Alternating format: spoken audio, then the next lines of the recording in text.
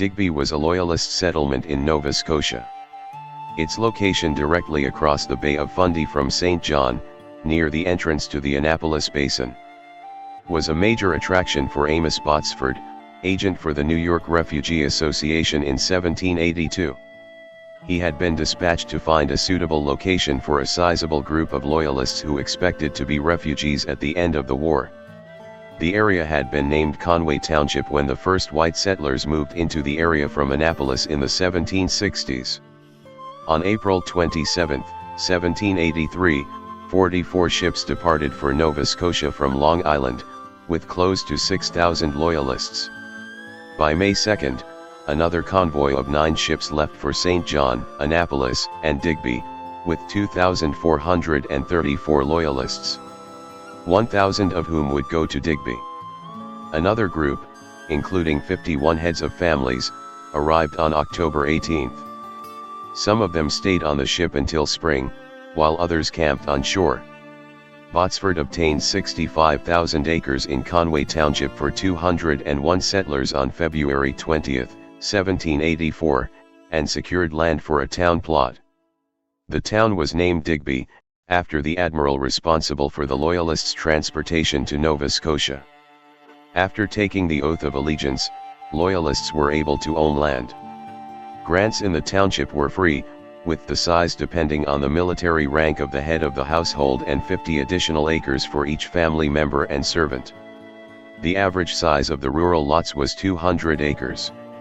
John the Loyalist and his sons John Jr., Luke, and Tunis, would all receive grants of land in 1783.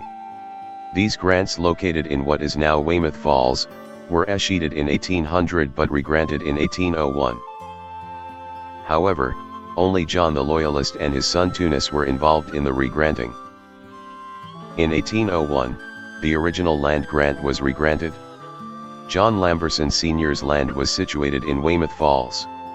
Known as Lot Number 10, the land spanned 162 acres, starting at the border of Digby and Clare counties, and terminating at the banks of the Sissebu River. Like his father, Tunis' land was also regranted. His land was also situated in Weymouth Falls. Known as Lot Number 19, the land spanned 146 acres, starting at the border of Digby and Clare counties, and terminating at the banks of the Sissebu River. In 1785, John Lamberson Sr., the cordwainer, purchases from John Holliday and Robert Mills, both of Granville, 2 basin lots in Granville, for the sum of £15, 3 shillings, and 4 pence. Known by the names of 40 and 41, each lot is 133 feet in width, and extends from the basin to the Bay of Fundy. In 1788, John Sr., again purchases land in Granville. Sold by Job Young of Granville, for the sum of £9, 6 shillings, and 8 pence, the land abuts his purchase of 40 and 41. Measuring 133 feet in width, and extending from the basin to the Bay of Fundy, the piece of land was known as Number 39. In 1799, John sells this land to his son, Tunis, for the same price he originally purchased it for in 1788.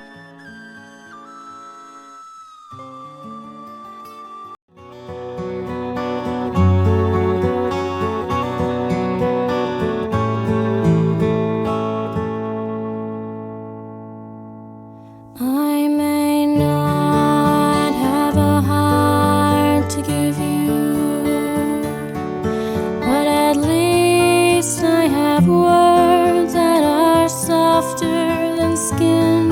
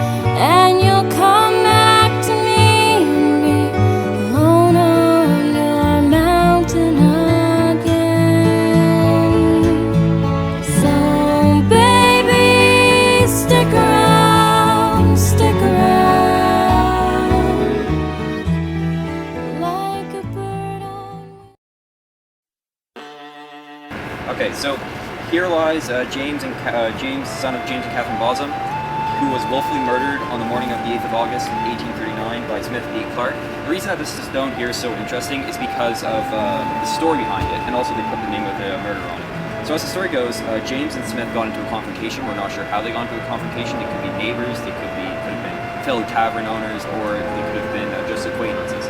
But what happened is that Smith said that he feared for his life. He ran inside, grabbed his gun, and shot James. The jury and the courts did not believe that, so he was sentenced to hang. What ended up happening, though, was that Smith was never hung. The reason is because the Queen was either having a good week or a good day, and she decided to pardon James of all charges. So James's father, James Sr., wasn't too happy about that. So 3 days later, Smith went missing. I'm not sure if he got out of town and counted his lucky stars and left, or if he now currently resides in the bottom of the harbor, or in the bottom of the tavern that the Bosham's own.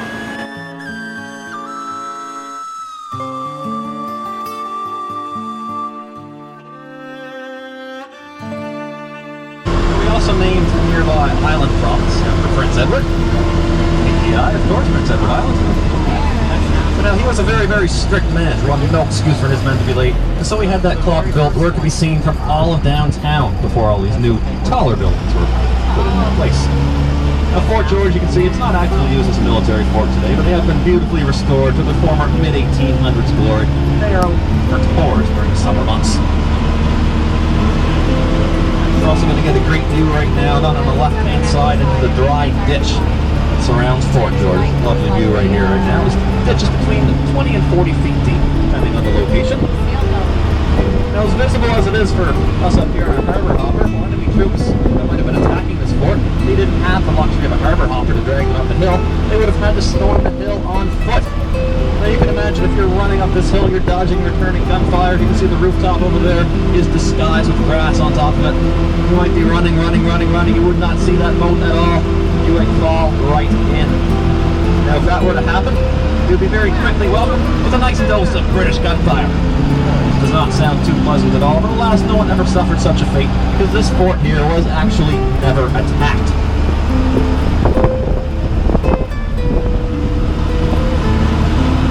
You might also notice we are tracing out a little bit of unique shape as we drive around Fort George. That's because this fort is indeed in the shape of an 8-point star. But I misled you, it's actually not unique at all. There are plenty of star-shaped forts hundreds of years ago in the ancient Canada. The logic is very simple. It's impossible to attack one wall of this fort without coming directly into the line of fire from another wall.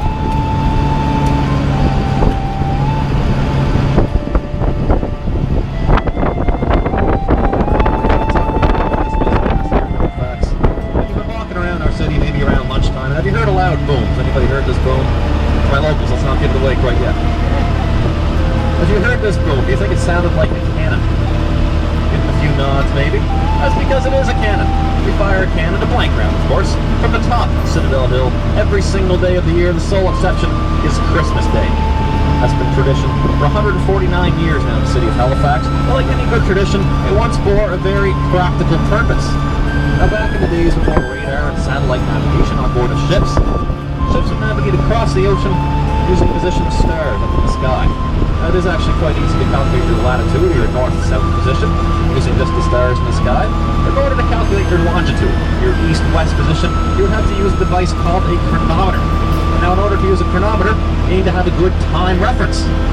Well, by firing a cannon right from the top of Citadel Hill, right where all the ships out in the harbour could see the smoke and hear the boom, you gave them exactly that. You gave them a good time reference. Now on the left-hand side, you can see these two white masts that are nicely done up with some flags today. Now those masts are actually part of a signaling system that was also implemented by our good friend Prince Edward. The logic there was also simple. If you use a series of flags during the day or lanterns at night, and a series of similar flag posts all across the southwest part of our province, we could actually communicate with another fort that's about 200 kilometers away. That fort is Annapolis Royal, just in the southwest part of our province. And in the late 1700s, we could get a message there in as little as 15 minutes. Not bad at all for 200 plus years ago using just flags and lanterns.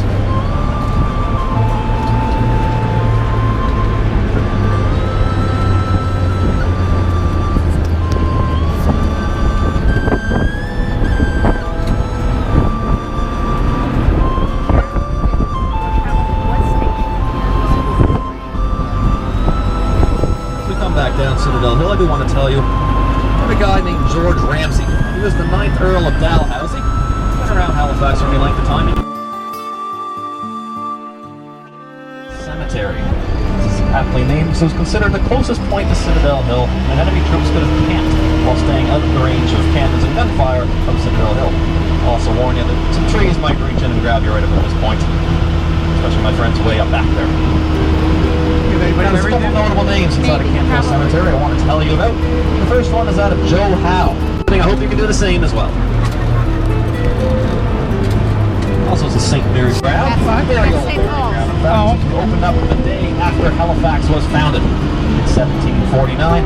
We did a quick count there. We can see approximately 1,200 gravestones. Front is Grand Parade Square, which was originally used as a muster point for the troops here many, many years ago.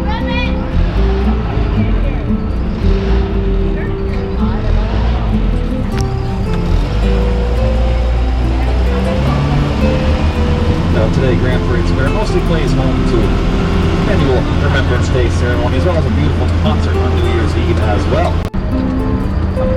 You don't have a seat in front of you, you can hold on to the person next to you. Alcohol. The water is crystal clear.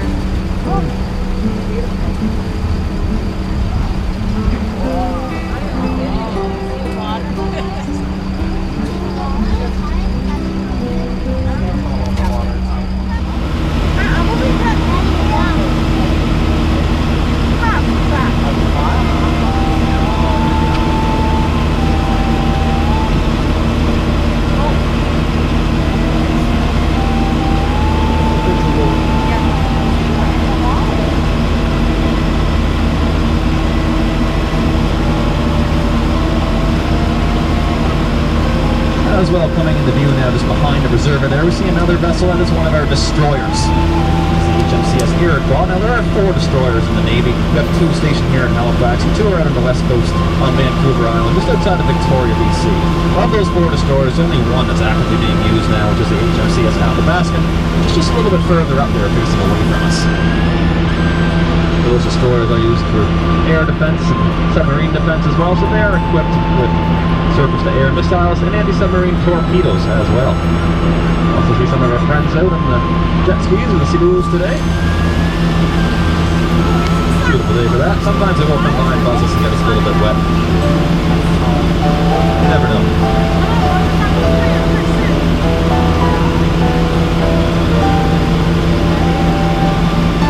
As well, just in behind the preserver there, still on the left-hand side, we see another smaller vessel that's facing away from us.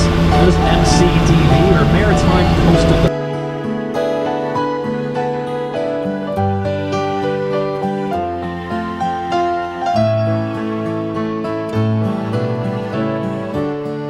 Come to the door, my pretty one. Put on your rings and precious things. Hide all your tears as best you can.